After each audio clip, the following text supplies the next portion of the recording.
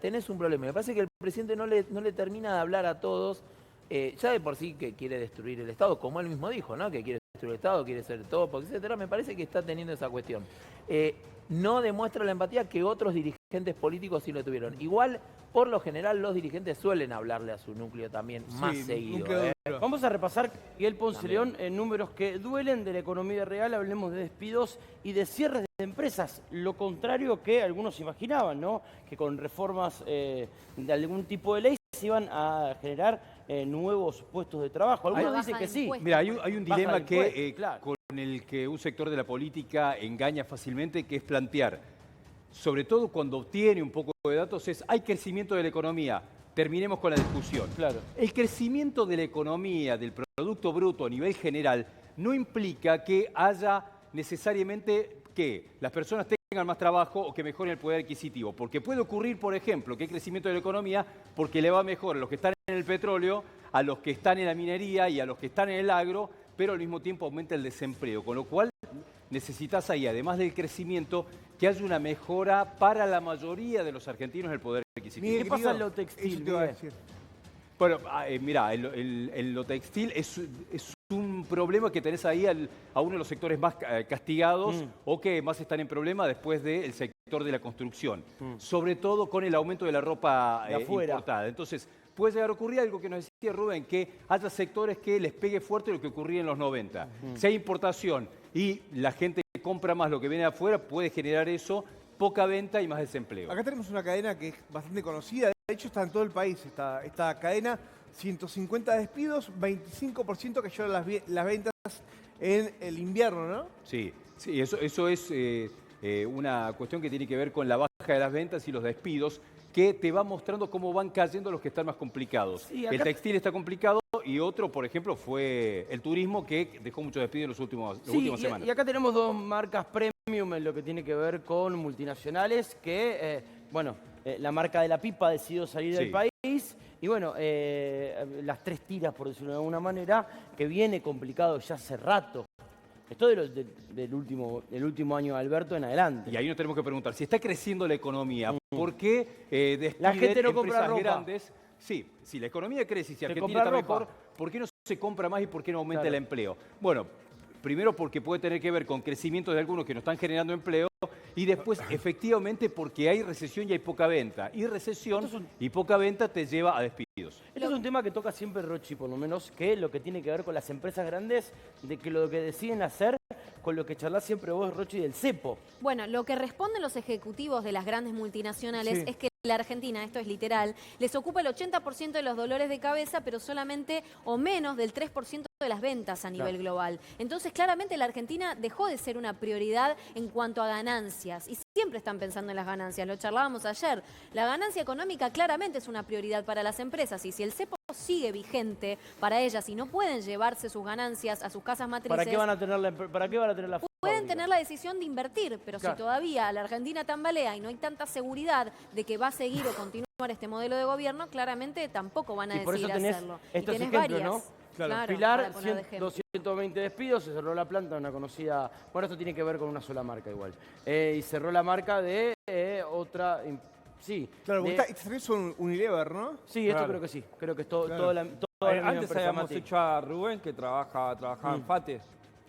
Sabes que las importaciones obviamente atentaron contra cualquier fábrica nacional. ¿Sabes cuánto te sale un neumático de origen chino? El 50% de uno nacional. Está bien. Vos se te rompe el neumático, ¿qué vas a comprar? Ahí el chino. Bueno, pero lo pasamos también, Mati, el último año del gobierno de Alberto, con desde Misiones yendo la gente a comprar la goma, volviendo con la goma nueva, y hasta en la frontera tuvieron que inventar un sistema para leerle los códigos de barra a la goma para saber qué auto venía. Bueno, pero pasa que en ese sentido pasa que gobierne quien gobierne, Paraguay siempre va a ser muy competitivo con Argentina por Paraguay. Imagínate, mientras nosotros tenemos un 21% de IVA, Paraguay tiene el 10% del IVA. Bueno, entonces, pero tienen una carga impositiva baja, prácticamente no tienen impuestos en algunas cuestiones.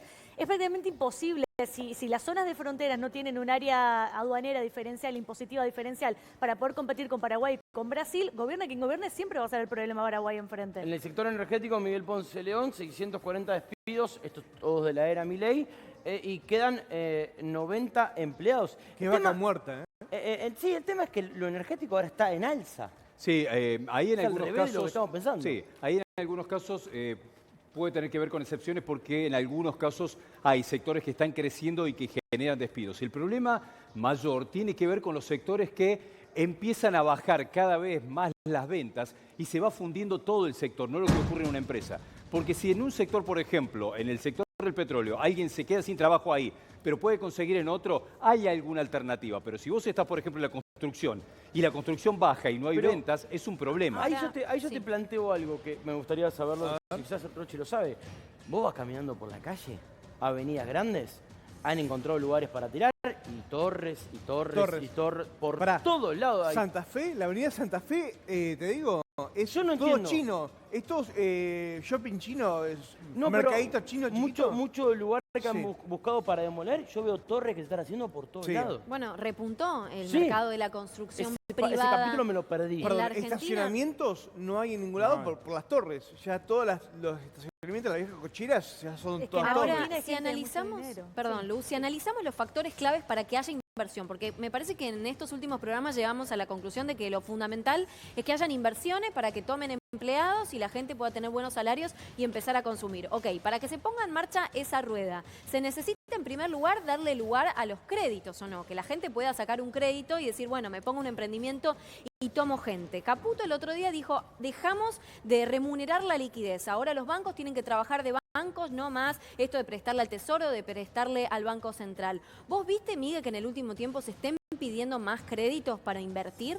Para ¿Hay números de eso? Para invertir no hay más créditos en el sentido de personas que se arriesguen a ser emprendedores para construir mayor cantidad de empresas, porque si eso ocurriera habría mayor cantidad de gente que tiene trabajo y no un aumento del desempleo. Sí puede ocurrir que los que tienen recursos invierten en los que les asegure el dinero. Por ejemplo, el que invierte en comprar departamentos, el que invierte en comprar vehículos porque tiene los recursos y está beneficiado por un dólar que no se esté escapando. Mirá, siempre se habla de si es un problema el contrabando, si es un problema el cepo que todavía está por las empresas o si puede ser un problema la inversión. El problema mayor que te define todo es si hay un contexto macroeconómico que te genere más ventas. Si vos tenés más ventas, haces funcionar la economía y contratás más personas. El tema es que yo lo que le quería hacer la comparación a Luciana, que lo que vos tenés acá es un gobierno que prometió dentro de lo que son sus estándares de modo de gobernar un país, una provincia, lo que sea, es hablar que lo impositivo te lo bajo y o te lo saco, porque nosotros no creemos en los impuestos. Entonces, en un lugar donde la persona que te va a gobernar dice que va a empezar a sacar los impuestos y vos perdés porque otro país tiene carga impositiva y es raro lo que te está pasando como país. Claro, pero por eso justamente Milei lo que Bueno, quiere la hacer respuesta es no tengo dónde recaudar. es que en realidad Milei lo que quiere hacer es achicar lo más posible el Estado, que el Estado gaste lo menos posible para poder bajarle impuestos, porque él es un anarcocapitalista, él no cree en los impuestos. Para él los impuestos son una estafa, por eso cuando incluso los legisladores le dicen, bueno, subile los impuestos a los ricos, a los bienes personales para financiar a los jubilados, para financiar a los discapacitados, como hace la mayoría de los países en el mundo, él dice no, para él el impuesto es el fantasma, es lo peor que le Bienvenido. puede pasar a un Estado. Pero la verdad que la mayoría de los estados sustentan sus gastos con impuestos. Nicolás. El tema es cuanto más grande es tu Estado, más impuestos tenés. Yo soy inversor, yo no puedo invertir ni en un par de pollo, pero soy inversor. Quiero traer plata para invertir en vaca muerta. Pero ¿qué pasa? Se vienen las elecciones y siempre estoy esperando a ver quién gana. Si gana Milei de vuelta, si gana el peronismo y estamos en esa rosca que las inversiones nunca llegan. Los brotes verdes de Macri nunca aparecieron y las inversiones de Tesla, por ejemplo, de Milei nunca aparecieron. ¿Qué puede llegar a pasar ahora? Bueno, entiendo que para un posible escenario inversor claramente va a pretender que haya estabilidad y la estabilidad va a estar asociado con la continuidad o con el apoyo del oficialismo porque se entendería que la sociedad estaría dando un apoyo justamente a este modelo y es que es lo que lo que va a garantizar de acá por lo menos 2 años que se continúe con este tipo de con este proyecto. Desde ese lugar entiendo que muchos inversionistas están esperando eso y por eso el gobierno necesita urgentemente ganar, más que nada en lo simbólico, porque los hechos después en cómo se va a traducir en bancas es más, puede cambiar muy poco el escenario, el juego con la oposición. Pero sí, sin duda que es muy importante para el gobierno. Y en caso de perder, realmente Argentina va a estar en un momento complicado porque justamente se va a presentar de vuelta un momento de debilidad institucional muy fuerte ante la falta de creencia el mensaje que le estaría dando la sociedad al presidente es que estaría en un mensaje equivocado, Nicolás, ¿no? Eso sería el tema. ¿Cuánto le va a durar al gobierno los dos artilugios fundamentales para sostenerse? Que uno es el populismo y el otro es el equilibrio fiscal. Bueno, lo que decía el populismo, celebro que lo diga, porque además yo soy un fervoroso defensor de que lleva adelante un relato populista de derecha. De derecha, claro. Populismo de derecha, un relato mágico en el cual si estás con ellos sos el mejor, sos el bien, y si no, sos el bellaco malvado, el desastre. Bueno. Ahora, tanto esa construcción, fíjense que, nótese que, por ejemplo, ayer estuvo, cuando estuvo en esta Fundación Faro, etcétera, con Agustín Laje, con todo ese conjunto de intelectuales, constantemente ellos apegan a la idea de la batalla cultural, siguen creciendo en esta idea de que el problema que nosotros, por ejemplo, digamos acá, que esto es una declaración errónea, es porque somos kirchneristas, como si ya parecería ser que es limitarlo de esa manera. Me parece una discusión totalmente pobre. Además, si ustedes ven la cantidad de intelectuales, pensadores que ni por asomo son kirchneristas, que critican al gobierno, que se los meten en la misma bolsa con una banalidad total. O que por lo menos les hacen preguntas. Yo lo que noto también es que no se animan a sentarse, a que alguien los entreviste y realmente puedan responder y hablarle a la población en Eso general. también es cierto, debo decir que, por ejemplo... De todos los gobiernos. De todos los gobiernos. Pero ¿sabes qué pasa? Otros gobernadores u otros gobernantes, mejor dicho. Es un problema. Pero quería cerrar con el tema de equilibrio, que me parece que es muy importante. Fíjense, por ejemplo, cuando lanzan los gobernadores un grito federal, que fue la expresión exactamente de Nacho Torres, Puyaro, bueno, etcétera. No trascendió.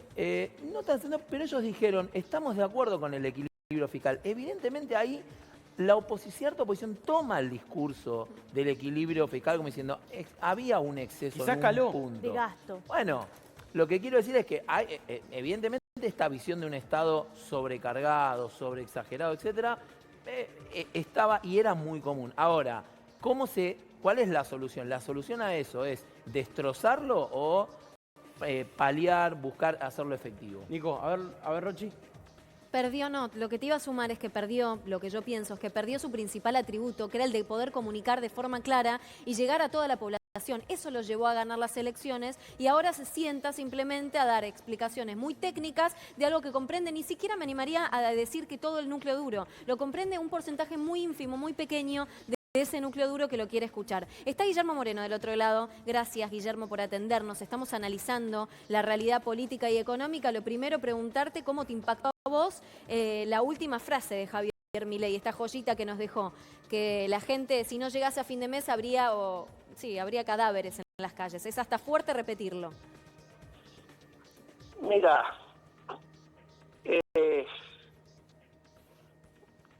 la mayoría de las personas, ¿cómo piensan?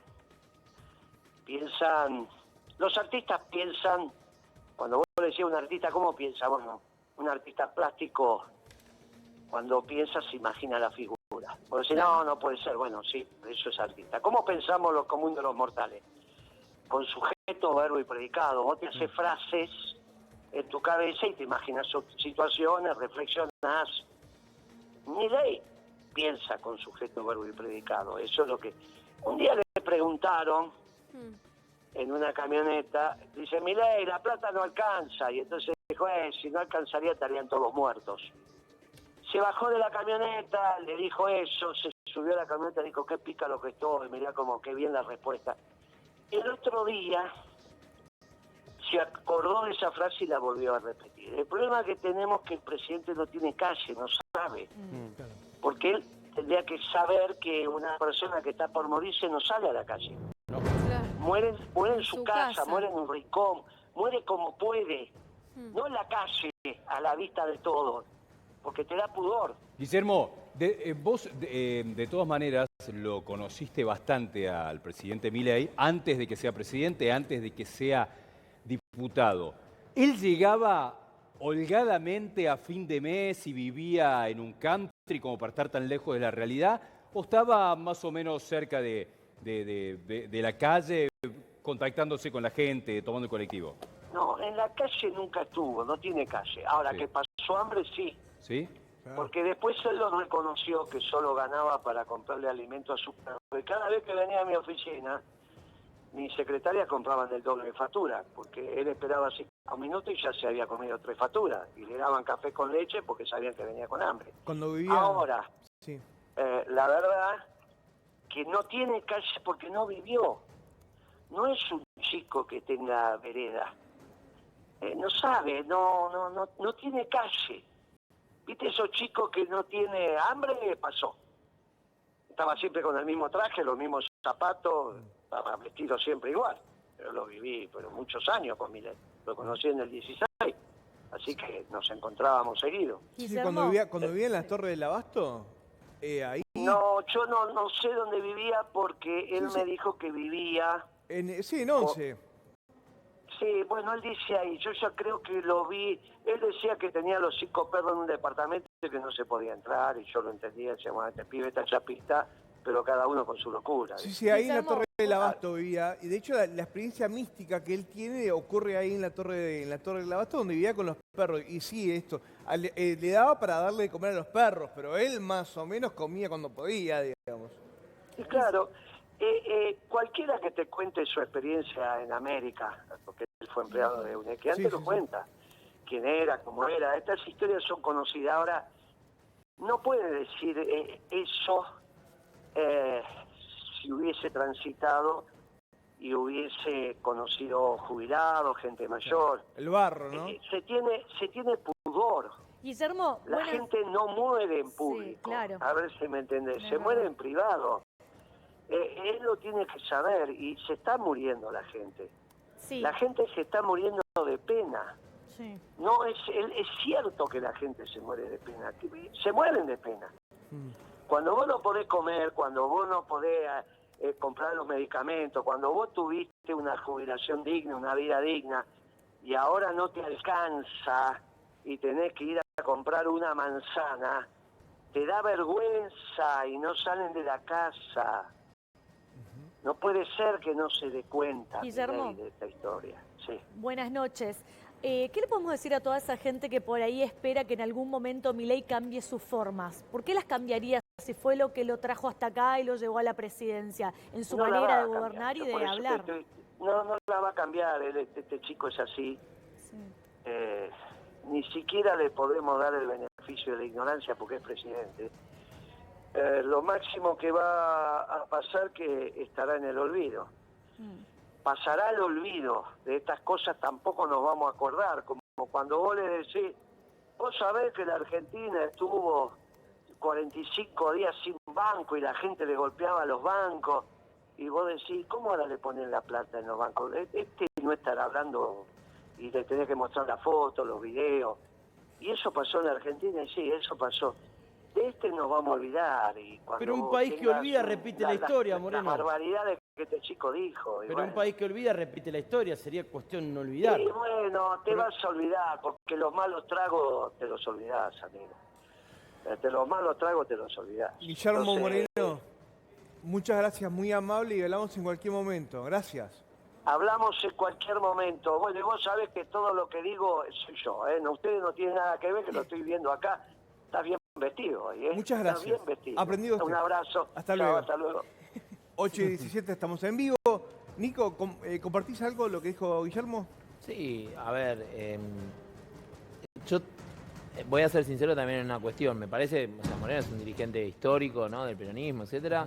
Me parece que a veces también, hoy en día, en general, la oposición kirchnerista tampoco se está haciendo demasiado cargo de cuestiones que pasaron. O sea, ya, bueno, pasaron 2 años, es el gobierno de Milei. Me parece que hay también un poco de falta de autocrítica. Esto lo hablo en general. ¿El no solo kirchnerismo es piantavoto hoy? Bueno, eso es una pregunta que depende. Uno puede pensar, no sé, en Cava tuvo una elección bastante buena. Sí, Nicolás, igual te intentó despegarse, perdón que Pero te no, el interrumpa. peronismo se está intentando despegar, no se llama. El candidato, se el intentó- candidato sí, no sí, se sí, expande, eso- intentaba despegarse. Eso Eso no se digo- autodenomina kirchnerismo. Está bien, pero es cierto que lo que digo es, si bien en general está asociado a un modelo que no fue efectivamente efectivo, o que no cumplió con sus expectativas, también es cierto que, por ejemplo, vuelvo al tema de la imagen porque me parece interesante. La imagen negativa de Cristina y fundamentalmente luego de, en este momento donde está presa, ha bajado la imagen negativa. Lo que quiero decir es que también tiene como éxito, si bien tiene todavía un núcleo duro opositor muy fuerte, también hay mucha referencia en esa figura como principal figura opositora. O sea, al resto de la oposición le cuesta horrores establecerse de manera competitiva. Claro. Hablo, ¿no? Y igual también sí. ocurre que en las legislativas, en los periodos legislativos, la oposición se va reacomodando y después van compitiendo en las legislativas. Claro. También pasó con Mauricio Macri. O sea, ¿quién en el 2017 era Macri y los demás no existían prácticamente? Se pelean entre todos. Pero después cuando llegan las presidenciales, el que tiene más chances pasa a ser el adversario principal del presidente y después los otros se van acoplando para llegar. La política en estas épocas tiene una especie de disidencia para ver quién es el que va a liderar. Pero después empiezan a acompañar porque lo único que quiere la mayoría del político, incluso Milei, es llegar al poder. Después se van a acomodar cuando tengan que competir como presidentes. Me parece importante lo que dicen de las legislativas porque nunca se le dio tanta importancia al rol que cumple el Congreso de la Nación a la hora de gobernar como en este gobierno. Entonces, es importante que la gente vaya a votar. ¿Por qué? Porque si la Libertad Avanza y sus aliados logran tener una mayor cantidad tanto de diputados y senadores, van a empezar a avanzar en las reformas que Javier Milei no puede hacerlo por decreto o por el Ejecutivo, digamos, en la presidencia, que sí o sí necesita pasar por el Congreso de la Nación. Así que es importante el rol que está teniendo hoy en día el Congreso de la Nación para que la gente entienda que gobiernan tres poderes juntos. Nico, a mí me da la sensación de que la oposición, más allá de la autocrítica, concuerdo con eso, está poniendo siempre en agenda el debate político, la política, lo político y la casta. Pese a que a la gente ya no le gusta hablar de la casta porque claramente eso llevó a Milei a ganar las elecciones. En cambio, lo que le preocupa a la gente es la economía. Pero en vez de plantarse en un canal de televisión y dar respuestas a la economía, a lo económico, se sientan a decir, no, Milei hace todo mal, este modelo es una porquería, porque esto, porque lo otro. Muy debate político sin resolver lo que realmente quiere resolver la gente, que es su economía diaria, su bolsillo. ¿Por qué están en esa situación? ¿Porque no tienen respuestas? Está muy buena la pregunta que haces y creo yo que en el caso concretamente de Massa y del kirchnerismo, el gran problema es que tiene una gran mochila. O sea, Claro. Es cierto que Massa ha dejado al país en una situación con una inflación muy alta. Si sabían cómo bajarla, ¿por qué no lo bajaron Entonces, cuando estaban en el por poder? eso digo que Se a pregunta veces la gente. en las soluciones a veces mágicas que se hablan de algunos lugares me parece que hay un cierto grado de hipocresía también. Digo, ¿por qué no se hizo en el momento que se gobernó también? ¿No? Entonces, Perdón, igual ahí- Massa, Massa fue un candidato muy competitivo. Digo, a pesar de No, todo, está bien. 3 puntos de ganar. a pesar de la asociado, inflación, sí, sí, a pesar de que las estaciones de servicio no tenían nafta, a pesar de un montón de Sí, cosas, sí, sí. Massa dio pelea. Por ahí te Pero tenés que la preguntar. pregunta que te hago, lo que vos sé, ¿por qué no sale hablar? No, bueno, eso porque Bueno, es una cuestión chico, de... es lo que dice Rochi. Estrategia. Sí, estrategia, pero si vos sabías cómo bajar la inflación, ¿por qué no la bajaste antes? Hay muchos figuras que fueron importantísimas para la elección. Listo, te banco, tenés razón, Marco, hizo una gran elección. ¿Y ahora dónde están? La política va eligiendo de qué quiere hablar. Por El eso. peronismo no habla de lo que es uno de sus problemas, que es la lucha contra la inflación. Claro. Entonces decide no hablar de ese tema. De la misma manera, la Libertad Avanza no va a hablar de los desempleos. Porque tratan de esquivar los problemas que no pueden llegar a sostener, salvo en alguna situación. Ahora, después se va generando un contexto donde cada uno va luchando para sostener e impulsar el relato que le sirve a cada sector.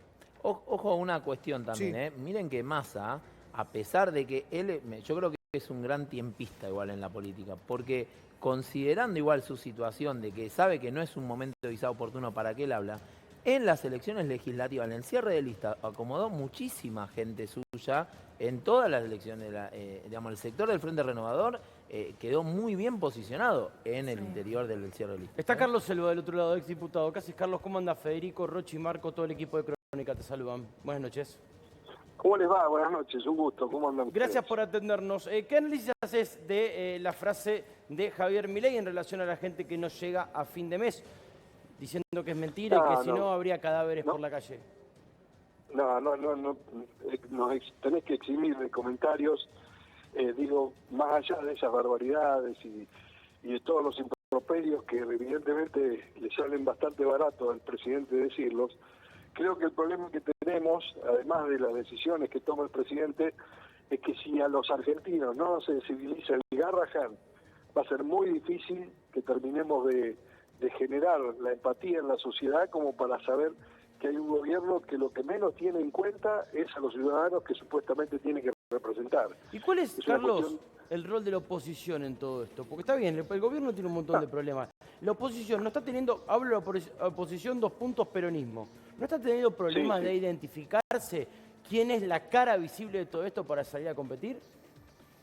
No, bueno, es uno de los debates que, y recién estábamos hablando con algunos compañeros, perdóname que lo ponga como adentramiento, que realmente la conducción del peronismo, el peronismo ha sido siempre verticalista, y en eso ha sido uno de los elementos de fuerza, que el debate era mucho más debate interno, decisión tomada en el nivel que se tenía que tomar, y adelante con lo que había que hacer. Hoy por hoy tenemos, lamentablemente, por distintas situaciones, por distintos protagonistas, un debate donde todo lo tenemos en interpelación. Es debate más que acción. Y eso no nos permite establecer una estrategia común que nos permita realmente tener la valentía de saber a qué representamos y presentar una propuesta que realmente tenga en claro de que ustedes hablaban de algo que no le escuché nunca decir al presidente.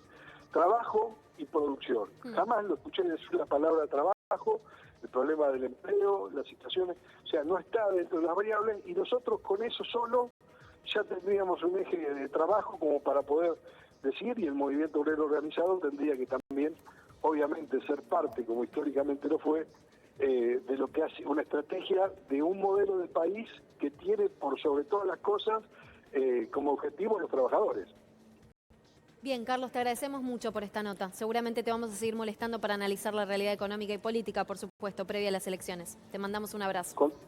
Con todo gusto, gracias. Hasta la próxima. Y cambiamos ahora porque está Yamil Santoro del otro lado. Estamos picando, buscando diferentes referentes justamente que nos puedan brindar su opinión. La principal pregunta, me parece, Yamil, la venimos repitiendo, es ¿qué sensaciones tenés vos a partir del discurso de Javier Milei? Que si fuese verdad que la gente no llega a fin de mes, habría cadáveres en la calle. Hola, Yamil. No, me parece... ¿Qué tal? Buenas tardes. No, me parece una afirmación un poco temeraria y cuanto menos exagerada. Digo, Argentina tiene, del 2001 hacia acá, un sistema de protección mediante planes sociales y otros tantos mecanismos de contención social que hace que, aunque pueda haber una crisis o pueda haber una situación compleja para el bolsillo de los argentinos, eso no deriva en una situación, si querés, extrema o agónica que haga que la gente de alguna manera se refugie o apele a la violencia. Ahora, eso de ninguna manera implica, de alguna manera, afirmar o negar que haya una situación jodida para buena parte de las familias argentinas, ¿no? Yamil, muchas veces se plantea que para que haya más trabajo y todos estén mejor, la solución es bajar los impuestos. De hecho, lo planteaste vos muchas veces, lo plantea el sector que es más liberal. ¿Por qué el gobierno no está bajando más los impuestos en algo más palpable como ganancias, como IVA? ¿Por qué no se produce eso que era una promesa de campaña?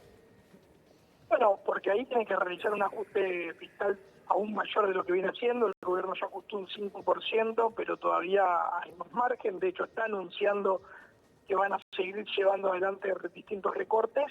El problema es que buena parte de ese gasto tiene que ver con seguridad social, digo, jubilaciones, pensiones, etcétera, que en muchos casos han sido otorgados sin una contraprestación, digamos, del otro lado, es decir, gente que se jubiló sin realizar aportes, y eso lamentablemente ha puesto al Estado argentino en una situación de enorme fragilidad fiscal. Yamil. Y esto no es por defender al gobierno, digo, gane Massa, gane Milei, el quilombo lo teníamos igual.